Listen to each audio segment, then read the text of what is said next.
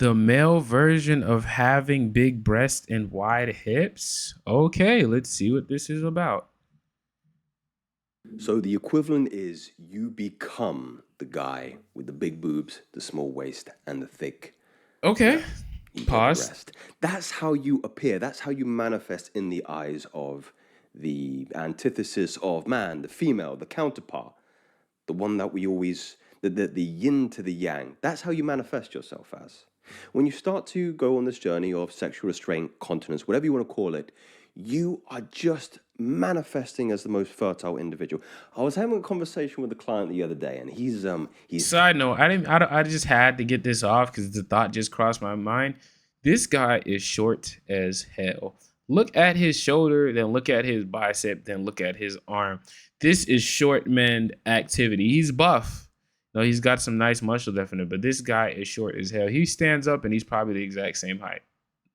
4 months clean in his journey Look, you can almost see his arms. You can almost see his hands, bro, and he just spread his arms all the way out in a camera angle. That's crazy. of retention.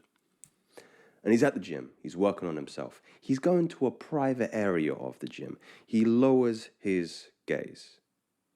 And 10 minutes later, 15 minutes later, 3 beautiful Latina women come in, set their yoga mats around him, and start posturing, posing, and signaling sexual availability. That's all it is. It is a marker of fertility. So as I prefaced before, this idea as you manifesting as the girl with the big boobs, the slim waist, and the thick thighs, that's what you become in their eyes.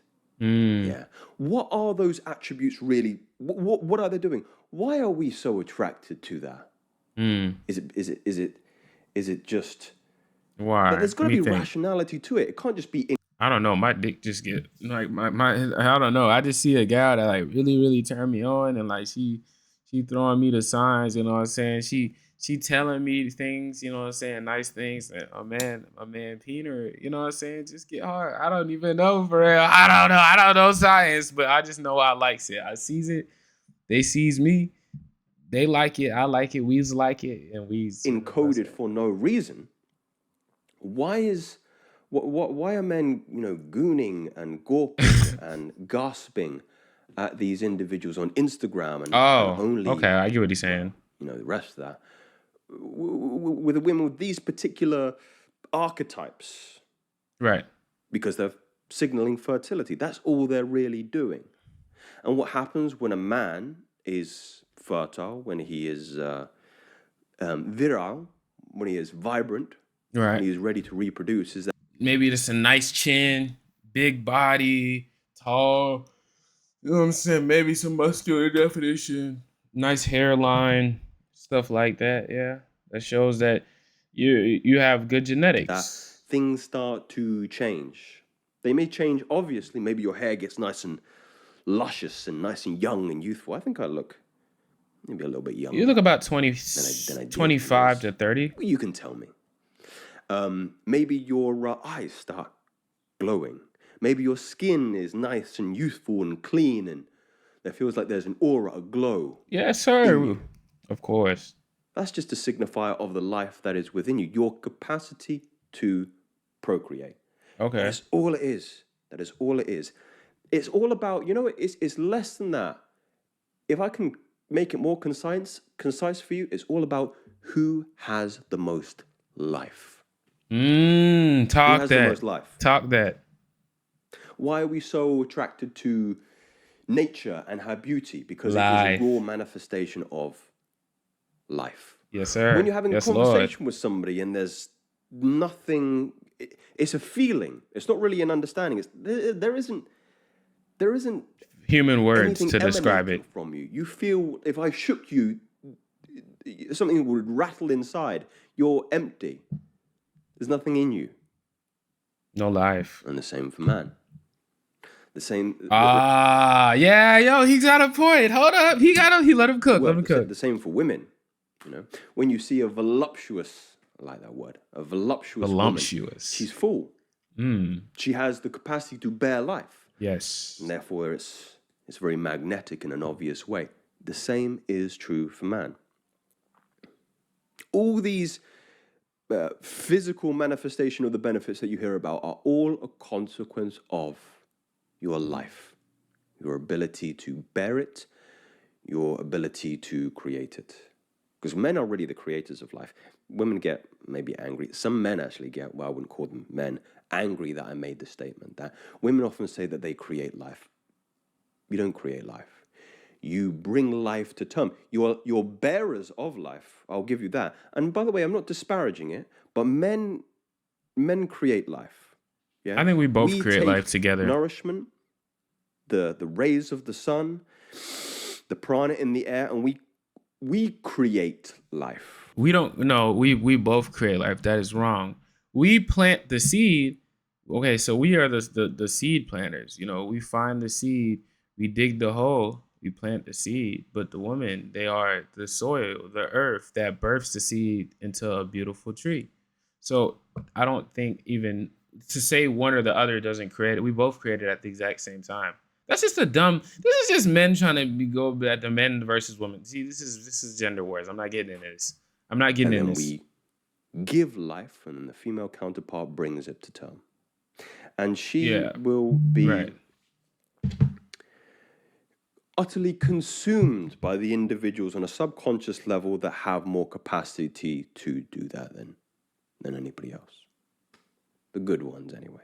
The ones with faith. Ones with spirituality.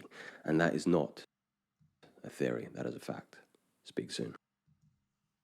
The male version of having big breasts and wide hips. So he's saying the male version of being attractive to a woman is having life. And that is true. You know, life can be attributed to confidence, charisma, energy. You know how there's just certain people when they come into your life, they just light the whole thing up and they just walk in a room.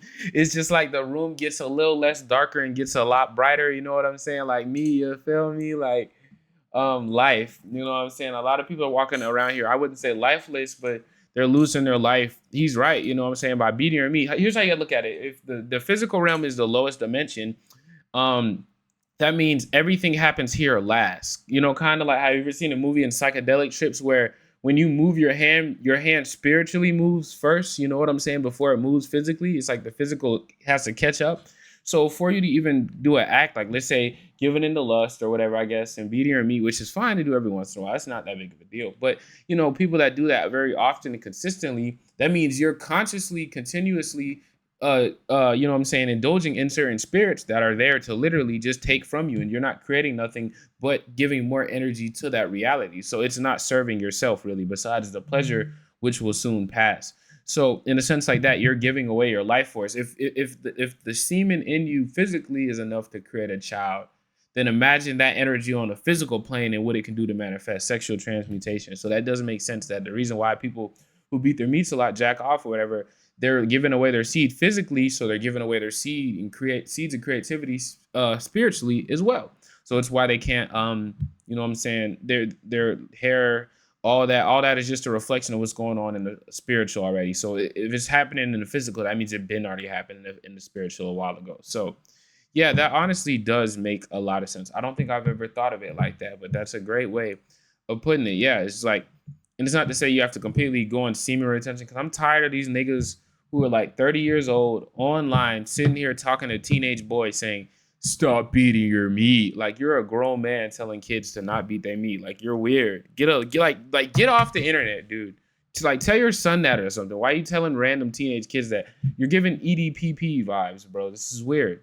But yeah, I do, you know, you should protect and hold on your energy. And a lot of these websites and stuff like that, Twitter things and all that, they're here to take your energy, and they don't give you anything back besides it's like whenever you spend let's say $100 on alcohol and it gives you a drunk, but after that it's actually bad for your health. So the payoff really never be it most of the time anyways. You know, I'm just with you know, beating your meat and indulging in these type of spirits, which is why it's better. And it's like when you hold off on these things, it can help you magnetize yourself more to actually attract who's for you and the people, the girls, the women, whatever it is that you do want in your life. So yeah, okay. It sounds like where he's going with it was the male version of big breasts and wide hips outside of having a nice body is not beating your meat. I think that's what it came down to for him, right? Because he kept talking about procreation, which is another word for saying getting pregnant, making babies, making life.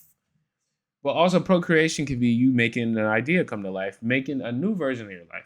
Continue to rejuvenate yourself and heal yourself. You know, that's also procreation. Everything procreation. This video is procreation. Me talking right now is procreation. My cells in my body are procreating right now. So, you know, just creation. So, yeah, great video all around. I genuinely like that. It was pretty cool. But anyways, with that, I'll see y'all boys. Peace, love.